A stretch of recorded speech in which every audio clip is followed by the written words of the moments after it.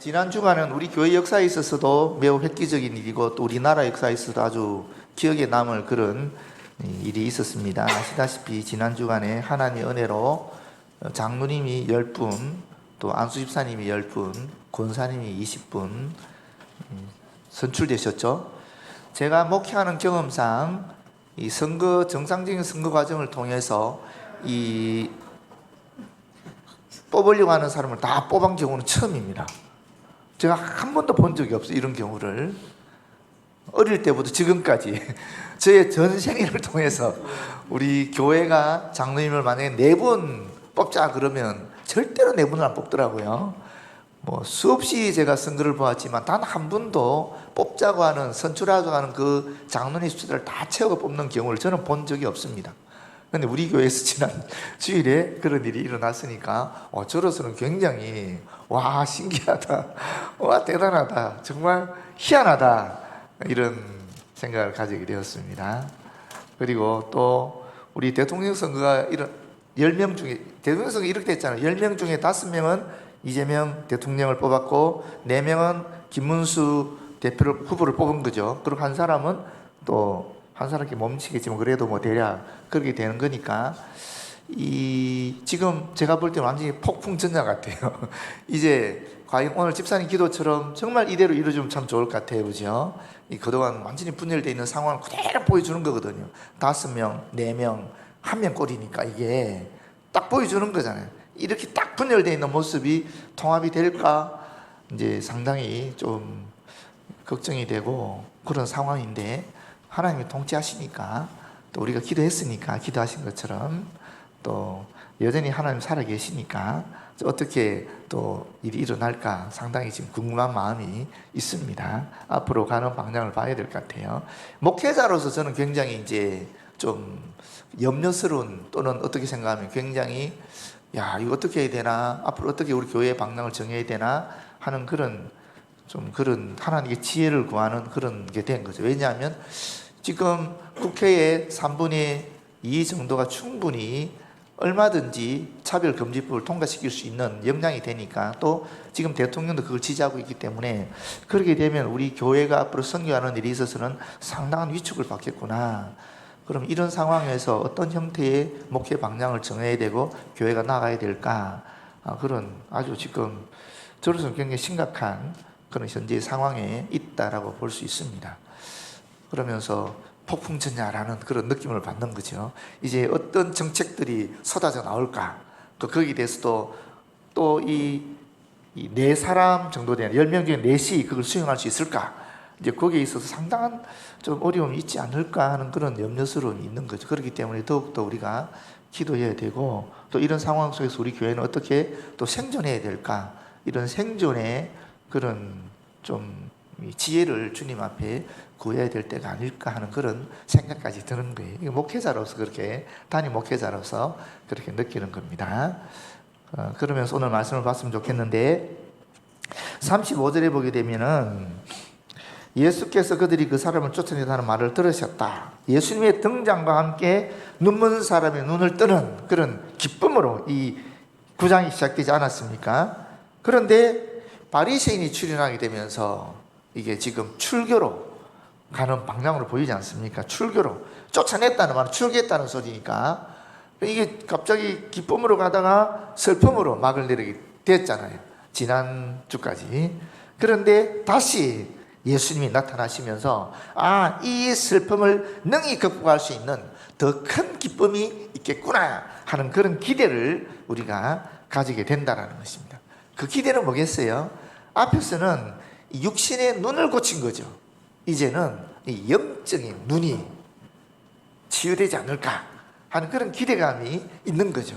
육신의 눈을 고친 기쁨이 있지만은, 그러나 그보다 더 큰 기쁨은 영혼의 눈을 밝히 뜨게 되는 것이 훨씬 더 큰 기쁨이 아니겠습니까? 그런 기대를 이제 우리는 가지게 된다라는 것입니다. 예수께서 이 사람을 왜 만났을까? 왜 만났겠습니까? 믿음을 확인하고자 만났겠죠, 당연히. 예수님은 모든 사람에 있어서 믿음의 대상이지, 선지자라든지 훌륭한 사람이라든지 이런 존경받는 인물이 아니거든요. 한 단계 더 뛰어넘는 그런 인식의 전환이 일어났는가를 확인하기 위해서, 그 믿음을 확인하기 위해서 그를 만났다라는 것입니다. 그리고 여기 보시면 내가 인자를 믿느냐라고 얘기하고 있지 않습니까? 이 말은 너가 인자를 계속해서 믿을 수 있겠는가, 이런 말입니다. 왜 그렇습니까? 이 사람이 바리새인들에게 쫓겨난 이유는 뭡니까? 예수님을 지금 인정했거든요. 하나님께로부터 오신 자로, 하나님이 보내신 자로 지금 인정했기 때문에 그들에 의하면은 예수를 그리스도로 시인하는 자는 이미 쫓아내기로 결의가 되지 않습니까? 그래서 지금 쫓겨나는 상황이었거든요. 지금 예수님을 인정한 것 때문에 불이익을 당하는 거잖아요. 이런 불이익을 당하면서도 그럼에도 불구하고 나를, 예수님을 인정하겠는가, 믿을 수 있겠는가, 이런 것을 확인하기 위해서 예수께서 오셨다, 이렇게 볼 수 있는 것입니다. 마태복음 16장 24절에 보게 되면 이에 예수께서 제자들이 이르시되 누구든지 나를 따라오려거든 자기를 부인하고 자기 십자가를 지고 나를 따를 것이니라, 이런 말씀이 있죠. 여기 자기를 부인한다는 말이 뭐겠습니까? 내 생각이라든지 내 견해라든지 내 사상이라든지 내 경험이라든지 내 선입관이라든지 내 자존감이라든지 자존심이라든지 이런 것을 다 내가 내려놓고 그렇게 주님을 따르겠다는 고백 아니겠습니까? 그런 것을 지금 예수께서 이분한테 묻고 있는 거죠. 너가 정말 그런 불이익을 감수하면서도 나를 쫓아올 수 있겠느냐? 지금까지 너가 가졌던 생각이 송두리째 다 깨어진다 할지라도 그럼에도 불구하고 나를 쫓아올 수 있겠느냐? 이제 이 얘기를 하는 겁니다. 더 구체적으로 보면 그 뒤에 나오죠. 36절에 보면 주여 그가 누구십니까? 내가 믿고 싶습니다, 이런 얘기 하거든요. 여기서 말하는 주는 우리가 신앙의 대상으로 말하는 주님, 그리스도를 얘기하는 건 아니죠. 왜냐하면 이 사람이 아직까지 예수님이 자기를 고친 사람인지를 지금 모르죠. 예수님이 자기를 고친 건 알지만 지금 자기 눈앞에서 묻는 이 사람이 자기를 고친 그 사람인지는 모르잖아요. 왜냐하면 예수님을 만난 거는 눈이 멀었을 상태에서 만났고 이제 눈 떠지고 나서는 예수님을 본 적이 없었으니까 이제 처음 보는 거니까 이 지금 자기가 질문하는 그 사람이 자기를 고쳐준 그 사람인지는 아직 모르는 상황이니까 이때 말하는 주님이라는 것은 존칭입니다. 그냥 선생님 또는 아버지 또는 높은 관리에게 말하는 그런 존경의 대상인 그런 존칭이라고 보시면 됩니다. 그런데 누구십니까? 내가 믿고자 합니다. 자기 자신의 출생을 돌이켜보면 사실 이 사람은 날 때부터 눈이 먼 상태로 났으니까 그 당시 시각에 의하면 저주받은 아이잖아요. 그렇지 않습니까? 그러니까 누구의 죄로 이 사람이 날 때부터 눈이 멀었습니까? 라고 제자들도 물어보지 않았습니까? 자기의 죄 때문입니까? 부모의 죄 때문입니까? 이렇게 얘기했으니 이 사람은 날 때부터 나는 죄 때문에 태어났구나, 나는 저주받은 사람이구나 하는 것을 늘 품고 살았던 사람이란 말입니다. 그동안 얼마나 많은 모욕을 당했겠어요? 얼마나 많은 고통을 받았겠습니까? 그런데 이제 예수님을 말미암아 눈을 뜨게 되었으니까 얼마나 감격스럽겠어요. 그러니까 예수님이 누군지 그분이 누군지 알고 싶은 거죠. 진짜 메시아가 왔다면 나는 그분 믿고 싶다고 자기의 과거를 돌이켜보니까 진짜 이분은 나를 고쳐준 그분은 하나님께로 온 분이니까 나는 그분 믿고 싶습니다, 이런 얘기를 하는 거죠. 이 얘기는 사실 바리새인들과 굉장히 대조되는 이야기입니다. 바리새인들은 그 당시 그 지역을 다 다스린 사람들이니까 물론 로마 사람이 다스리고 있었지만 그럼에도 불구하고 로마 제국은 자치권을 허락했기 때문에 사실 유대의 공동체인 사내들인 공회가 그 지역을 다 다스렸다고 볼 수 있거든요. 그러니까 어떤 일이 일어나는지 이들은 다 아는 거예요. 그런 정보망이나 그런 군사력 같은 거, 그런 행정력들이 다 있었단 말이에요. 그러면 당연히 예수가 무슨 일을 했는지 몰랐겠습니까? 어떤 기적을 베풀었는지 몰랐겠습니까? 다 알고 있었다라는 겁니다. 다 알고 있었음에도 불구하고 그들은 자기를 부인하지 못하는 거예요. 자기 십자가를 질 수가 없는 겁니다. 자기들이 가진 기득권이라든지 자기들이 가진 성경적인 지식이라든지 지금 부라든지 권력이라든지 건강이라든지 이런 것을 놓칠 수가 없는 거죠. 완전히 지금 현재 자신들이 만들어 놓은 이 질서가 예수라는 존재 때문에 완전히 지금 뒤집어질 수 있기 때문에, 혼란스러운 상황으로 갈 수 있기 때문에 인정할 수가 없는 겁니다. 분명히 기적을 봤는데, 분명히 성경에서 예언된 내용들이 그대로 이루어지고 있는데, 심지어는 앞에서 논쟁을 통해서 보게 되면 이 사람과의 논쟁도 그렇지 않습니까? 창세 이후로, 아니 뒤에 나옵니까? 그 앞에도 보게 되면은 지금 한 번도 그런 일이 없었는데 이 일이 무슨 일이냐, 그런 내용이 나오지 않습니까? 그러니까 이게 지금 심각한 얘기죠. 창세 이후로 맹인으로 난자의 눈을 뜨게 하였다함을 듣지 못했는데, 메시아 오게 되면 눈먼 자가 보게 되고 듣지 못하는 자가 듣게 되고, 이런 일들이, 병자들이 고쳐지고, 그 예언들이 그대로 이루어지고 있는 것을 지금 보면서도, 실제로 그 증언들을 듣고 있으면서도 인정하지 않는 겁니다. 너무 대조적인 상황이잖아요. 이 맹인했던 사람은, 보지 못했던 사람은 아무런 성경적인 지식이 없음에도 불구하고, 모멸감과 고통 속에 살았음에도 불구하고, 자존감이 그렇게 떨어졌음에도 불구하고, 그러나 기적을 경험하면서 예수님을 그대로 인정하는 모습을 보여주고 있고, 오히려 이 바리새인들이나 산헤드린 공회 회원들, 율법학자들, 서기관들 같은 경우는 예수님에 대한 지식을, 메시아에 대한 지식을 그렇게 많이 알고 있고, 성경을 가르치고 하나님에 대해서 훨씬 더 많은 것을 알고 있음에도 불구하고, 막상 메시아 사건이 현장에 일어났을 때 그들은 거부해버린다는 거예요. 왜? 현재 자기들이 가지고 있는 것을 버리기 싫었으니까, 자기 생각과 다르니까. 간단한 겁니다. 내 생각과 달라서 그렇다라는 거죠. 내 생각과 다름에도 불구하고 받아들일 수 있느냐, 이것이 믿음인 것 같아요. 37절에 보게 되면 예수께서 이르시되 내가 그를 보았거니와, 지금 너와 말하는 자가 그이니라. 말이 왜 이리 복잡한지 모르겠어요. 우리말로 보면 너무 복잡하지 않습니까? 야, 내가 늘 고쳐준 사람이 이러면 끝날 것을 왜 이렇게 복잡하게 얘기하는지 모르겠는데, 우리말로 번역해서 이렇게 복잡한지 모르겠지만 중요한 사실은 무엇입니까? 예수님이 지금 네가 나를 경험한 거야. 이게 보았다는 말이 사실은 이 10장 전체에서 나타나는 가장 중요한 핵심적인 단어입니다. 우리가 흔히 말하는 키워드예요. 왜 그런가 하면은 이것은 상황 종료를 이야기하는 거거든요. 이거는 모든 것이 끝이 났다, 메시아가 나타났고 알려졌고 보여졌다, 이 얘기거든요. 그런데 사람들은 뒷북을 친다. 알려달라고 하면서 여전히 보여달라고 한다.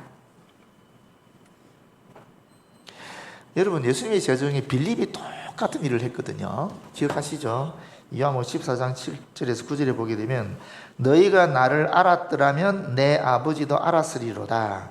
이제부터는 너희가 그를 알았고 또 보았느니라. 지금 보십시오. 분명히 너희가 나를 알았더라면 내 아버지도 알았다. 이제 너희가 나를 알았으니까, 또 보았으니까 하나님을 알았고 하나님을 보았다라고 분명히 이야기했거든요. 분명히 얘기했잖아요. 곧 이어서 빌립이 말합니다. 빌립이 이르되 주여 아버지를 우리에게 보여주시옵소서, 그리하면 족하겠나이다. 지금 예수님이 말했잖아요. 말했는데 바로 이어서 주님 하나님 보여주세요, 이 얘기하는 거예요. 나를 본 게 내 아버지를 본 거야 라고 얘기했는데, 그 말이 끝나자마자 주님 하나님 보여주세요 이러고 있는 거예요. 예수께서 이르시되 빌립아 내가 이렇게 오래 너희와 함께 있으되 내가 나를 알지 못하느냐? 나를 본 자는 아버지를 보았거늘 어찌하여 아버지를 보이라 하느냐? 그게 우리 인간이에요. 잠언 27장 22절에 너무너무 희한한 말이 있어요. 미련한 자를 곡물과 함께 절구에 넣고 공의로 찌을지라도 그의 미련은 벗겨지지 아니하느니라. 절구 공의로 찌어도 벗겨지지 않는 것이 인간의 미련함이라는 겁니다. 어리석음이라는 겁니다. 그러니까 빌립도 그렇고 지금 바리새인들도 그렇고 그런 거죠. 참 가슴 아픈 얘기죠. 남의 얘기다 라고 느끼기 쉬운데, 여러분, 우리는 이미 경험했어요. 하나님이 참 감사하게도 우리 교회가 이미 하나님의 임재, 하나님의 기적을 전체가 다 경험하게 했거든요. 보통 병에 걸리신 분, 암에 걸리신 분들이 암이 나았다라는 고백들을 하면 사실 아는 사람 별로 없거든요. 전체 교인들이 알리지 않잖아요. 근데 이거는 우리 눈으로 봤어요.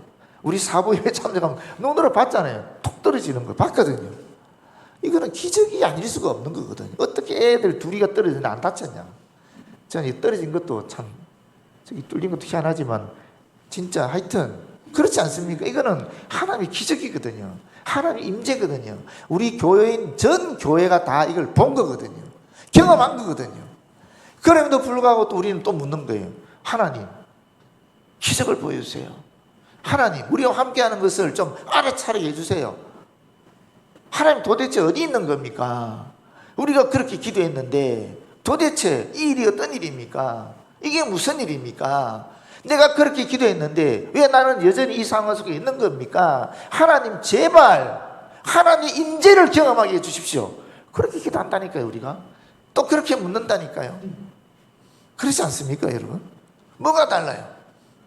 하나님이 우리에게 하나님이 우리와 함께 하심을 살아계신 하나님 것을 보여주셨는데, 그럼에도 불구하고 계속 우리는 하나님 임재를 알아차리게 해주세요. 하나님의 기적을 경험하게 해주세요. 그러고 있다라는 겁니다. 똑같은 이야기입니다.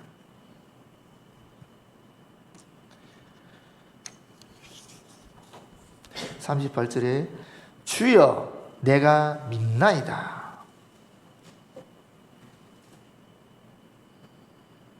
이 주님이란 말은 36절에 나오는 주님, 단지 인간의 존경을 담아서 나타내는 호칭으로 쓰인 것과 전혀 다른 의미의 주님인 것을 아시겠죠? 이거는 신적 정의를 표현하는 용어로 보아야 되는 거죠.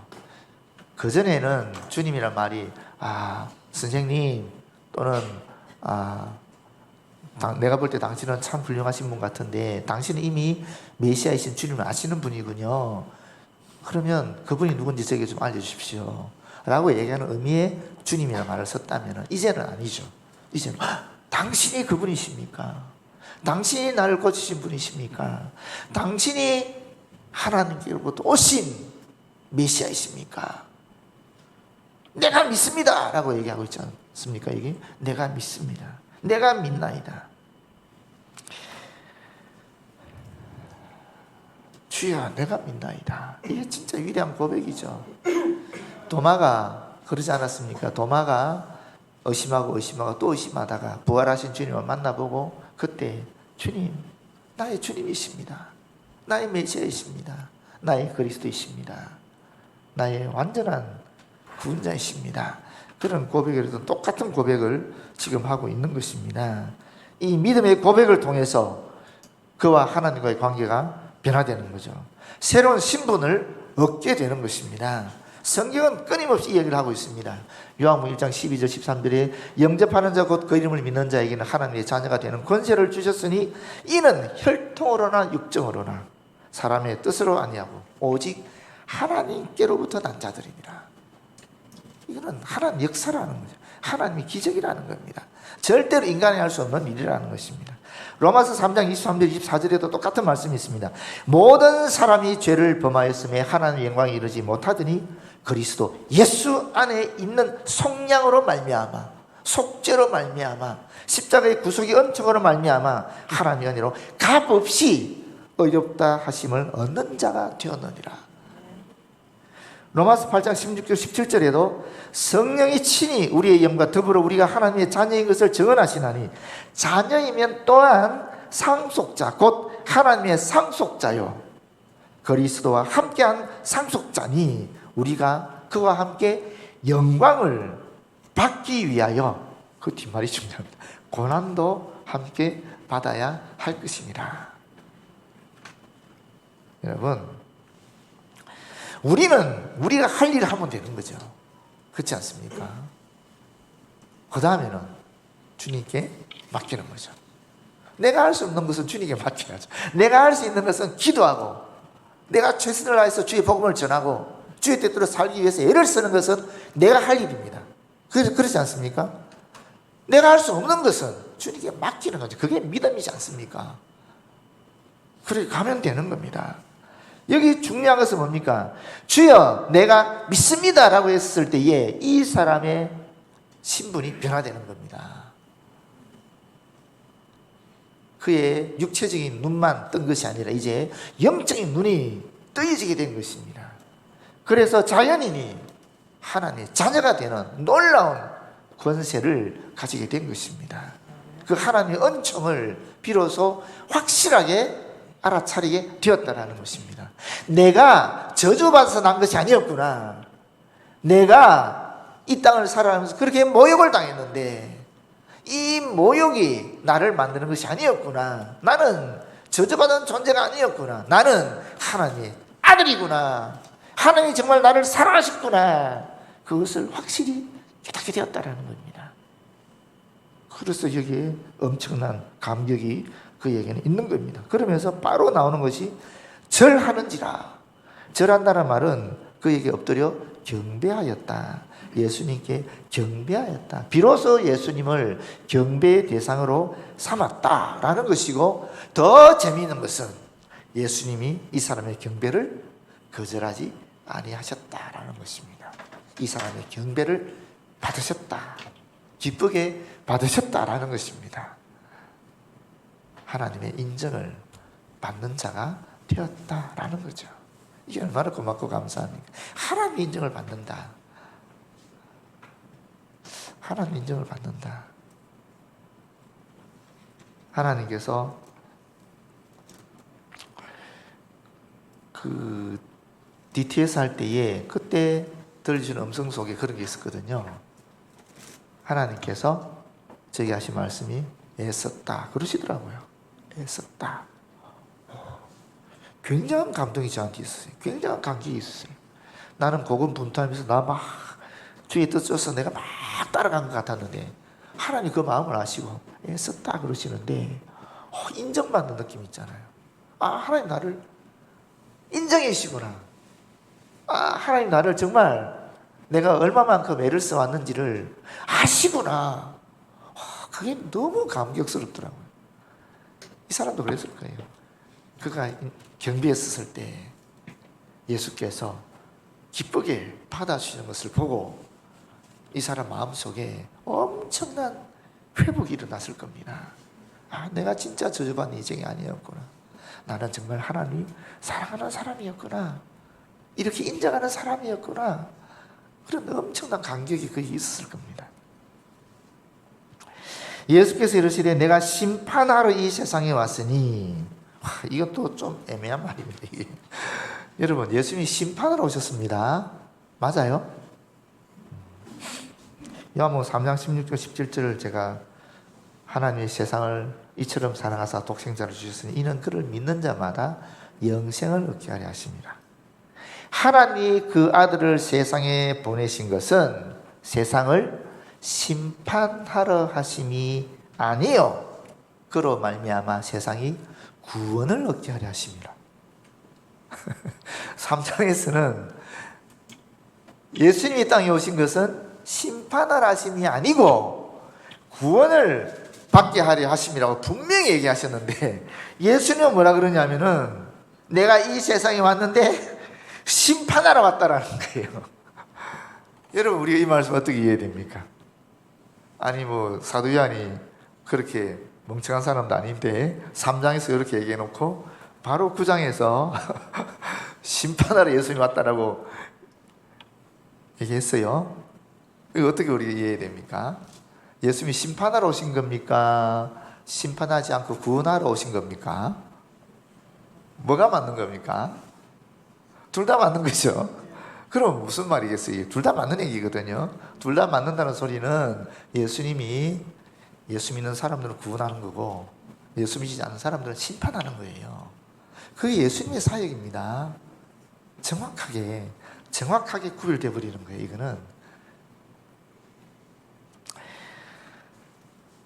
믿는 자들은 구원을 얻는 반면에 믿기를 거부하는 자들은 심판을 받는다 하는 거죠. 예수님의 오심은 인류에게 선포된 하나님의 구원의 소식일 뿐만 아니라 심판의 경고이기도 하다라는 겁니다. 예수님은 이 심판의 유일한 근거이시고 유일한 기준이 되시는 겁니다. 아무리 훌륭하다 할지라도 바리새인들처럼 철저하게 하나님의 명령에 복종하고 율법에 거스름이 없이 최선을 다해서 지킨다 할지라도 세상 사람들 볼 때는 성인이라 할지라도 그 구원과 심판의 기준은, 근거는 예수님이라는 거예요. 예수님을 믿으면 구원, 예수 믿지 않으면 심판. 이게 성경입니다. 성경의 가르침입니다. 이거는 우리의 지식이나 우리의 경험과 우리의 과학적인 그런 측정된 것과 다를 수 있어요. 그런데 성경은 그렇게 얘기하고 있는 거예요. 그래서 우리는 여기서 결정해야 되는 거예요. 내가 성경을 믿을 것인지, 아니면 과학을 믿을 것인지, 아니면 세상 지혜자들의 말을 들을 것인지 결정해야 되는 거예요. 분명히 결정해야 되는 거예요.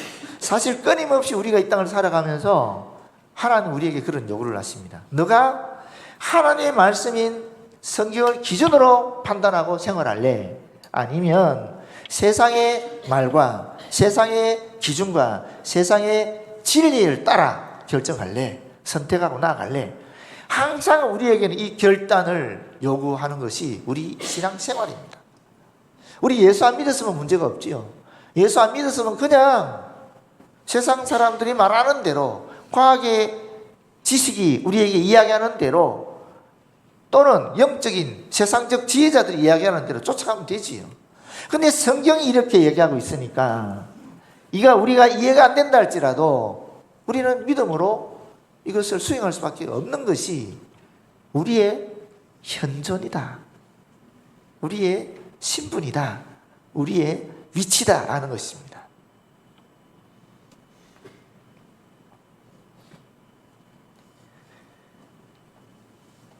그러면서 뭐라고 얘기했냐면, 보지 못하는 자들은 보게 하고 보는 자들은 맹인이 되게 하려 합니다. 보지 못하는 자들, 육적인 눈으로 보지 못하다가 눈을 뜬 자와 같이 처음에는 영적인 진리에 대해서 알지 못했던, 무지했던 이 사람들이 예수님을 만남으로 말미암아 영적인 눈이 떠여지면서 영적인 진리를 깨닫게 된다는 것입니다. 보는 자들은 누구입니까? 바리새인들 같이 율법에 대해서 정통하고 있다고 생각하는 사람들, 스스로 생각하는 사람들. 나는 하나님의 선민이고 하나님의 특별한 백성이다라고 생각하는 사람들인데, 그런데 이들은 예수님을 믿지 못했기 때문에 영적인 깨달음을 얻지 못하고 결국 죄 가운데서 죽은 자들이 된다라는 이야기를 하는 겁니다. 근데 이게 우리에게는 별로 뭐 은혜가 안 돼요. 왜냐하면 이미 우리 예수를 믿고 있으니까. 그렇지 않습니까? 안 믿는 사람들과 우리하고 상관없잖아요. 우리는 이미 예수를 믿고 있으니까 우리는 이미 보는 자들이라고 생각하잖아요. 그렇지 않습니까? 그래서 여기서 우리는 한 단계의 어떤 신앙의 업그레이드를 해야 되는데, 이걸 칭의의 구조에서 보지 마시고, 원래 이 성경의 본문은 칭의를 이야기한 겁니다. 예수를 믿음으로 말미암아 어렵다함을 얻는 그 구원을 이야기하는 것이에요. 그런데 이미 우리는 다 어렵다는 구원을 얻은, 칭의의 구원을 얻은 사람들이기 때문에 우리는 어떻게 받아들이냐면, 이거를 성화의 구원이라는 영역에서 이 말씀을 받아들이는 것이 우리 신앙생활에 유익이 있다는 것입니다. 성화의 영역이 뭐죠? 이미 우리는 구원을 받았지만은 그럼에도 불구하고 여전히 우리는 구원의 완성을 위해서, 예수님처럼 되기 위해서 달려가고 있지 않습니까? 그런 상황에서 이 말씀이 나에게 어떻게 비춰지겠습니까? 한번 생각해 보십시오. 특히 지금 여기 계시는 분들에게 적용되는 이야기라고 할 수 있습니다. 우리 대덕 한빛교회 출석하는 성도들이 얼마나 많습니까? 그러나 지금 수요 기도회에 와서 하나님 말씀을 듣는 수는 매우 적잖아요. 10분의 1도 안 되잖아요. 10분의 1 안 되죠. 20분의 1 정도 되겠군요. 하여튼 그 정도로 적은 숫자가 지금 모이고 있잖아요. 그러니까 저와 여러분이 해당되는 말씀이라 볼 수 있는 거죠. 신앙생활 오래 하면 할수록 또는 성경을 깊이 공부하면 공부할수록 우리는 본다 라고 스스로 생각할 수 있는 거예요. 근데 여러분, 정말 하나님이 가장 싫어하는 게 뭐 같아요? 하나님이 가장 싫어하는 것은 교만입니다. 진짜 싫어합니다. 그거는. 하나님이 가장 기뻐하고 즐거워하시는 것은 겸손입니다. 무슨 얘기냐면 우리가 진짜 성경을 깊이 연구하면 연구할수록 점점 더 겸손해져야 되는 거거든요. 그렇지 않습니까? 이게 성경적인 진리잖아요. 근데 성경을 연구하면 연구할수록 점점 더 내가 성경을 더 많이 알아 라고 하면서 성경 제대로 알지 못하는 사람들을 보고 나도 모르는 가운데 내가 저 사람보다 훨씬 낫지 하는 마음이 들면 그건 교만이잖아요. 그러면 차라리 제가 볼 때는 성경 공부를 더 깊이 안 하는 게 그분한테는 나은 거예요. 죄송한 얘기지만 제가 종종 신방하면서 듣는 이야기가 있습니다. 제 남편이, 제 아내가, 제 자녀가 제대로 믿지 않고 있어요. 이제 믿은 지 얼마 안 돼요. 이런 얘기 많이 하거든요.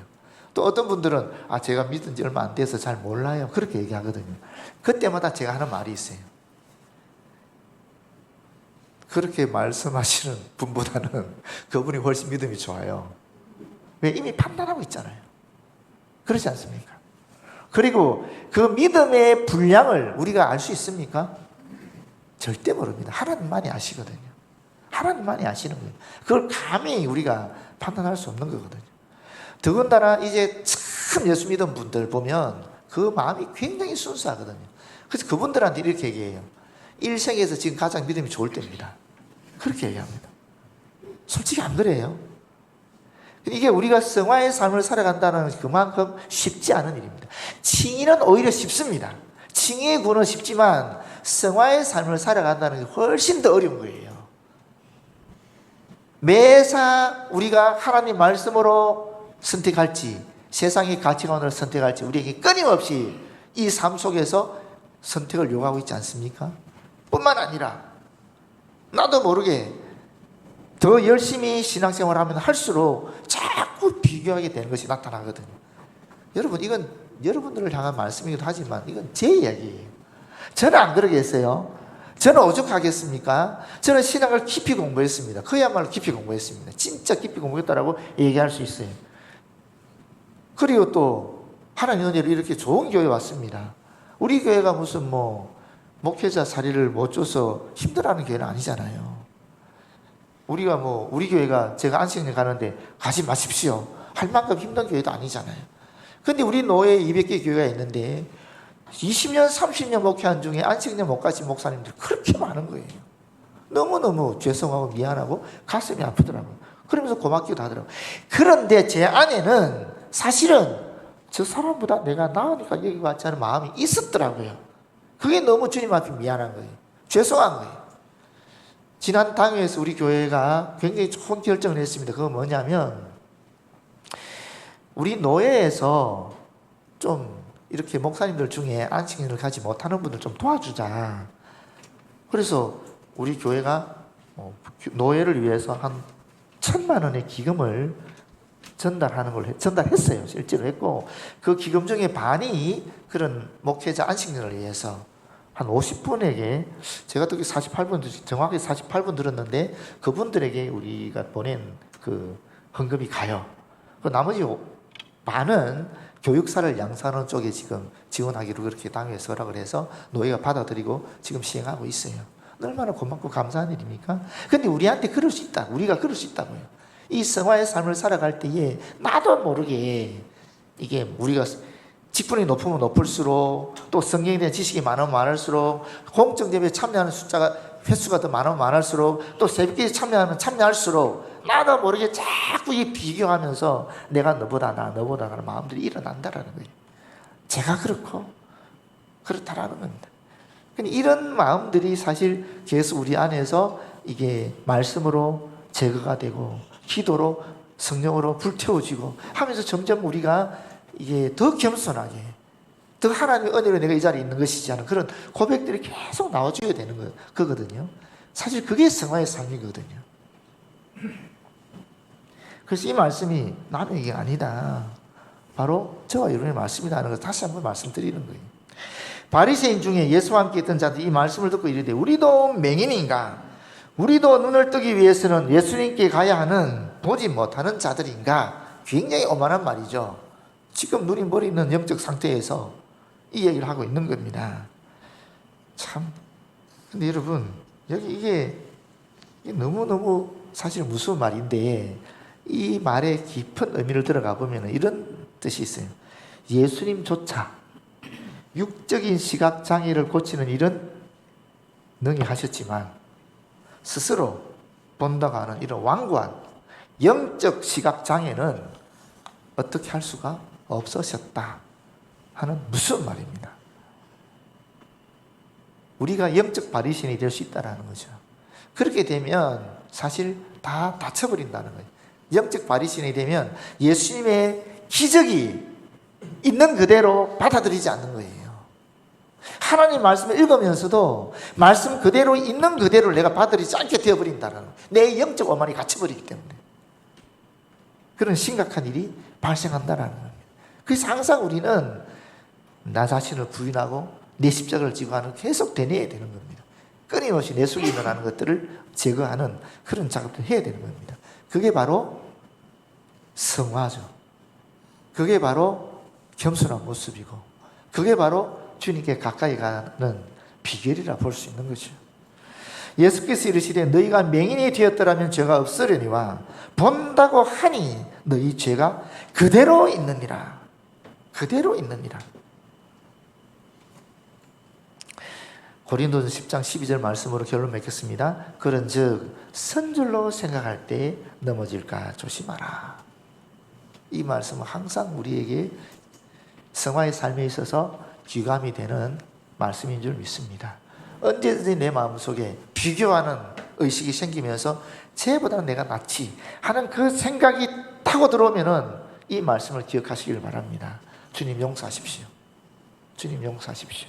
주님의 은혜로 이루어진 것인데 또 제가 교만의 틈에 교만의 유혹에 빠져버렸네요. 주님 용서하십시오. 이런 늘 영적인 자각 속에서 우리가 살아가면 참 좋겠습니다. 그럴 때 주님께서 우리를 보시고 애쓴다, 용하다, 그래 내가 네 마음 안다, 내가 너와 함께 해줄게, 그런 음성을 들려줄 줄 믿습니다. 네, 기도하겠습니다. 아버지 하나님 고맙고 감사합니다. 우리에게 너무나 많은 은총을 베풀어 주셔서 하나님의 기적도 보게 하시고 하나님의 살아계심을 체험하게 하시되 개인적 관계를 통한 체험이 아니라 공동체가 전체적으로 우리가 확실히 깨닫게 하시니 고맙고 감사합니다. 그럼에도 불구하고 오늘날에 오는 이 상황의 변화를 통해서 우리는 너무나 쉽게 낙심하고 절망에 빠지고 기운을 잃어버립니다. 아버지 하나님, 살아계신 하나님을 우리 주 예수 그리스도를 통해서 바라보도록 인도하여 주시고 내가 지금 할 수 있는 그 일을 여전히 최선을 다해 하게 하시며 내가 할 수 없는 그 일은 주님께 맡기고 지혜를 구하며 주님의 응답을 기다리며 기대하며 믿음으로 나아갈 수 있도록 역사하여 주시옵소서. 영광도 누리지만 주님의 고난에 참여할 수 있는 우리들이 되어지도록 인도하여 주시옵소서. 예수님 이름으로 기도드립니다. 아멘.